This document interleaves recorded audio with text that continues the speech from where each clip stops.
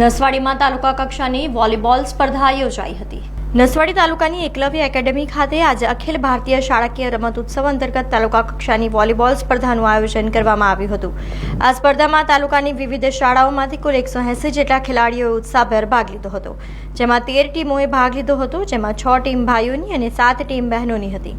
રમત દરમિયાન ખેલાડીઓએ ખૂબ જ ઉત્સાહ અને રસપૂર્વક પોતાની રમતનું પ્રદર્શન કર્યું હતું। રોમાંચક મુકાબલાના અંતે અંડર 14 કન્યા વિભાગમાં ધમાસિયા ટીમ, જ્યારે અંડર 17 છોકરાઓના વિભાગમાં એસબી સોલંકી હાઈસ્કૂલની ટીમ વિજેતા બની હતી। અખિલ ભારતીય શાળાકીય રમોત્સવ તાલુકા વોલીબોલ સ્પર્ધા નસવાડી એકલવ્ય એકેડેમી ખાતે યોજાઈ, જેમાં 180 જેટલા ખેલાડીઓ ભાગ લીધો, જેમાં 8 ટીમો ભાઈઓની, 7 ટીમો બહેનો। એ લોકોએ સરસ ભાગ લીધો અને ખૂબ રસપૂર્વક રમતનું બાળકોએ પ્રદર્શન કર્યું। જિલ્લા કક્ષાએ, રાજ્ય કક્ષાએ, આગળ નેશનલ એટલે કે રાષ્ટ્ર કક્ષાએ ગુજરાતનું પ્રતિનિધિત્વ કરશે।